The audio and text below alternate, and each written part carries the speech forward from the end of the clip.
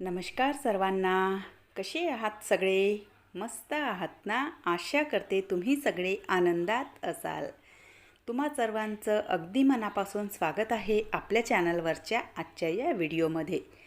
तर आजच्या व्हिडिओची सुरुवात सकाळच्या 9:30 वाजतापासून केलेली आहे आणि माझा सुरू आहे इथे स्वयंपाक. आणि आजची गंमतशीर गोष्ट अशी की हा माझा दुसऱ्या वेळेचा स्वयंपाक चालू आहे.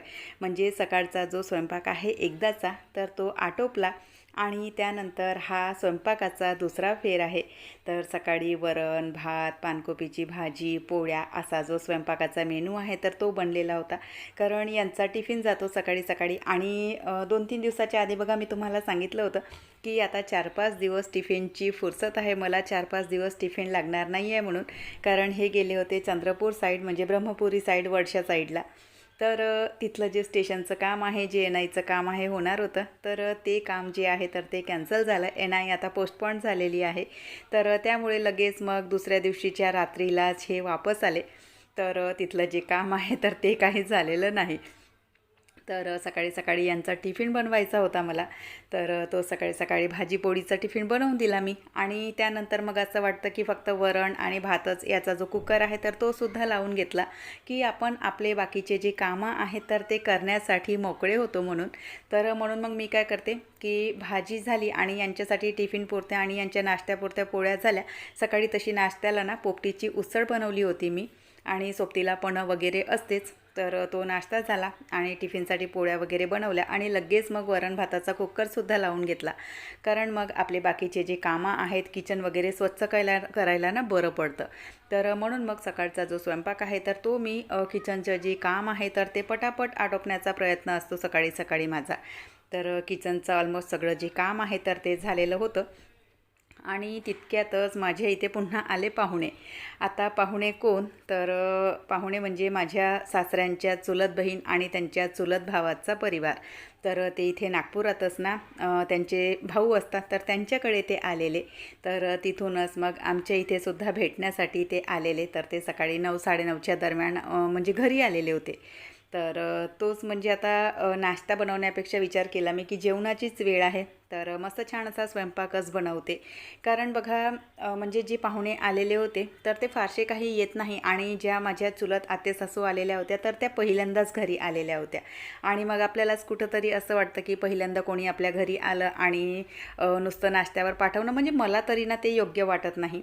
तर म्हणून मग माझा प्रयत्न असतो की आपल्या जवळचे जे कोणी पाहुणे किंवा जे कोणी नातेवाईक वगैरे येतात तर जेवणाची जर वेळ असेल तर मी त्यांना स्वयंपाक म्हणजे बनवून जेवण करूनच पाठवते. तर मग विचार केला की मस्त छान असं जेवणच बनवायचं म्हणून. तर इथे तेच जे स्वयंपाक पाणी आहे तर ते माझं चालू आहे. आणि चहासाठी मी दूध मागवलेला पण म्हणाले की चहा नको. तर मस्त छान असं थंडगार पण फ्रीजमध्ये ठेवलेलं होतं. आणि उन्हातून आल्या आल्या बघा मस्त अशा काही थंडगार वस्तू जर खायला मिळाल्या तर खरंच एकदम मन तृप्त होऊन जातं. आणि कुठेतरी ना एक हे कारण असतं की माझ्या इथे उन्हाळ्यामध्ये मी ना म्हणजे असं जे पणं आहे तर ते नेहमी बनवून ठेवते. म्हणजे पाहुणे तर आपल्या इथे आता रोज रोज येत नाही, पण आपल्या घरचे सुद्धा जेव्हा उन्हामध्ये बाहेरून येतात तर त्यावेळेला बघा त्यांनासुद्धा थंडगार अशा ज्या वस्तू आहेत तर ते खाऊन त्यांचंसुद्धा मन तृप्त होतं आणि शरीरासाठी सुद्धा चांगलं असतं. तर इथे जी शेवयांची खीर आहे तर ती मी बनवायला घेतली.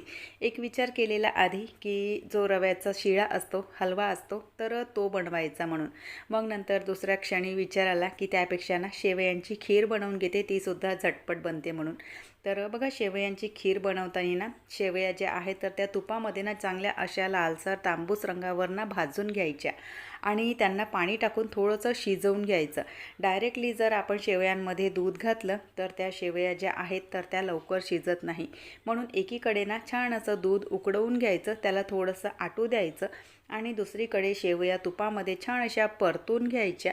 आणि त्या लालसर ब्राऊन झाल्या की त्यामध्ये थोडंसं पाणी टाकायचं आणि अगदी असं मंद आचेवर ना त्यांना थोडा वेळ शिजू द्यायचं. आणि त्यानंतर मग उकळलेलं जे दूध आहे तर ते दूध त्या शेवयांमध्ये टाकायचं आणि पुन्हा आणखी अगदी कमी गॅसवर त्यांना छान असं शिजू द्यायचं. म्हणजे जे दूध आहे तर ते थोडंसं आटतं आणि जी शेवयांची चव आहे ना तर ती खूप छान लागते. आणि शेवयांची खीर बनवतो त्यावेळेला बघा साखर ना लगेच टाकायची नाही. दूध थोडंसं आटलं की त्याच्यानंतर मग साखर टाकायची. कारण काय होते की आपण साखर टाकतो आणि लगेच त्या साखरेला पाणी सुटते. तर त्यामुळे दूध थोडंसं आटू द्यायचं आणि त्यानंतर मग त्यामध्ये साखर टाकायची. सोबतच विलायची पावडर आणि जी चारोळी असते तर ती टाकलेली आणि थोडेसे ड्रायफ्रूट टाकलेले. माझ्या इथे मुलांना खिरीमध्ये हलव्यामध्ये ड्रायफ्रूट जे आहेत तर ते आवडत नाहीत, पण आता पाहुण्यांसाठी बनवलेलं तर म्हणून मग त्यामध्ये मी जे ड्रायफ्रूट आहेत तर ते टाकलेले होते. आणि इथे पुन्हा जे भजे असतात तर भज्यांसाठीचं बेसन इथे भिजवणं माझं चालू आहे. तर त्यामध्ये छान अशी बारीक बारीक चिरून पालक टाकलेली आणि सोबतच कढीपत्ता वगैरे आपण टाकतो. तर त्या कढीपत्त्या म्हणजे कांदे वगैरे तर टाकतोच, पण वरून बघा कढीपत्ता सांबार वगैरे टाकतो, ओवा आणि जिरं वगैरे टाकतो. तर कढीपत्ता, ओवा आणि जिरा तेलामध्ये थोडासा त्यांना तडका द्यायचा आणि ते कडकडीत जे तेल आहे तर ते बेसनावर टाकायचं. सगळं बेसन छान असं मिक्स करून घ्यायचं आणि त्यानंतर त्यामध्ये थोडं थोडं पाणी टाकून ते जे पीठ आहे तर ते चांगलं असं भिजवून घ्यायचं. त्याच्याने जे भजे आहेत तर ते इतके छान असे करकरीत होतात आणि पालक वगैरे टाकली की भज्यांची जी चव आहे तर तीसुद्धा आणखी खूप छान लागते. त्यामध्ये आपण पानकोबी वगैरे सुद्धा टाकू शकतो. तर मस्त छान असं पीठ भिजवून घेतलं आणि त्याला थोडी वेळ सेट होऊ दिलं आणि साईड बाय साईड इकडे पुऱ्या वगैरे जे आहे तर त्यांचीसुद्धा तयारी माझी चालूच होती. आणि बाहेर बघा तुम्हाला पाहुणे बसलेले दिसलेले असतील. पाहुण्यांचं काही मी तेवढं शूट घेतलेलं नाही, कारण जे सगळे पाहुणे आहेत तर ते गावाकडचे आहेत. आणि बघा मग बऱ्याच म्हणजे कोणाकोणाला असं वाटतं की काय ही मोबाईल घेऊन आपलं असं शूट करत राहते, असं तसं ते चांगलं वाटत नाही. तर म्हणून मग खूप असं काही पाहुण्यांचं मी शूट घेतलेलं नाही.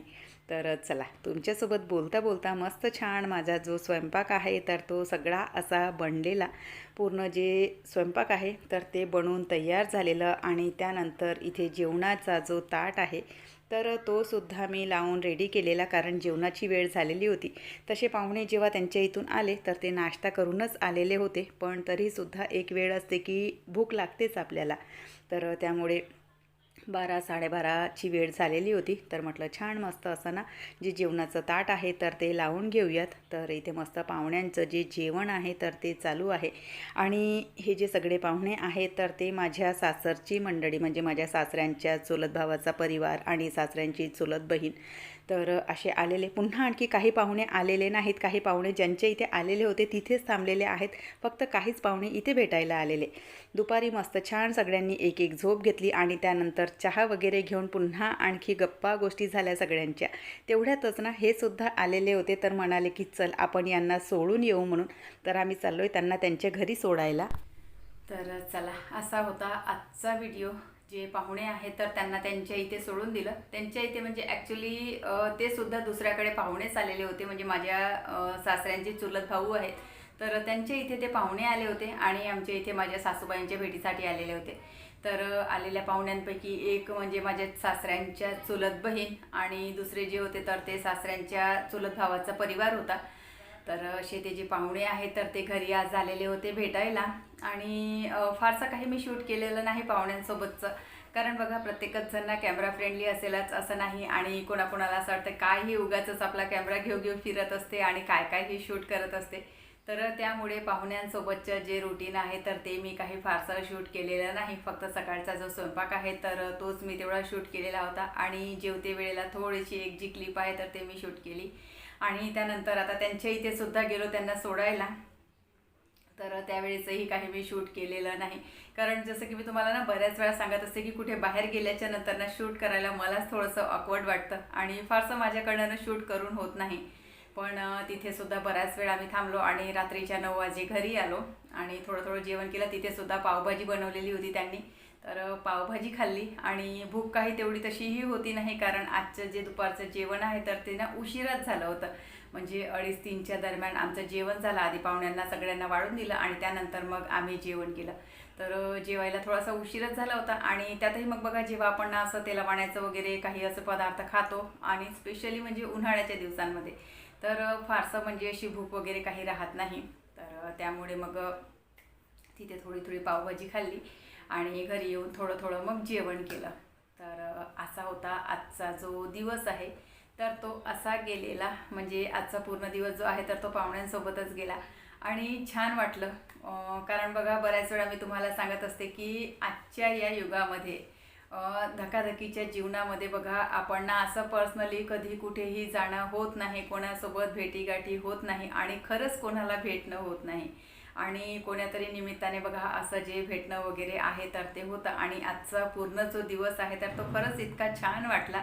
म्हणजे घरी पाहुणे वगैरे आले किंवा आपलं बघा कोणाशी भेटणं वगैरे होतं ना, तर खरंच छान वाटतं. म्हणजे त्या गोष्टी ज्या आहेत तर त्या अगदी छान वाटतात. आणि कुठेतरी बघा आपलं जे नातं आहे तर ते सुद्धा आणखी घट्ट होतं. आपले मुलं बाळंसुद्धा जे आपले नातेवाईक आहेत तर त्यांना ओळखायला लागतात. नाहीतर मग बघा आजची जे आपले रिलेटिव्ह आहेत किंवा जे आपण नातेसंबंध चालवतो तर ते अगदी असे जे क्लोज आहेत आपले, तर त्यांच्याशीच आपण नातेसंबंध चालवतो. तर आपले जे मुलं आहेत तर ते सुद्धा तितक्याच लिमिटेड लोकांनाच ओळखतात. पण जर अशा भेटीगाठी होत राहिल्या किंवा घरी जर कोणाचं येणं जाणं राहिलं किंवा आपण जर कुठे जात राहिलो तर मुलंसुद्धा ओळखतात की हा नातेवाईक कोण आहे किंवा ते नातेवाईक कोण आहे. तर या गोष्टीची त्यांनासुद्धा जाणीव असते. तर त्यामुळे चांगलं वाटतं असं की जेव्हा आपण एक दुसऱ्याच्या इथे येतो जातो, सगळ्या अशा नातेवाईकांशी भेटीगाठी होतात तर खरंच खूप छान वाटतं. तर चला, असा आजचा जो व्हिडिओ आहे तर तो होता. जो व्हिडिओ आहे तो मी इथेच संपवते. आशा करते तुम्हाला आवडला असेल. व्हिडिओ कुठे जरी आवडला असेल तर लाईक करा, चॅनलवर पहिल्यांदा आले असाल तर सबस्क्राईब करा, बेलायकॉनसुद्धा क्लिक करा, जेणेकरून माझे येणाऱ्या व्हिडिओचं नोटिफिकेशन तुम्हाला असंच मिळत राहील. व्हिडिओ कसे वाटतात ते सुद्धा न चुकता कमेंट करून सांगत चला. आपण भेटूयात नंतरच्या व्हिडिओसोबत. तोपर्यंत सगळ्यांना बाय, सगळ्यांना धन्यवाद. हर हर महादेव.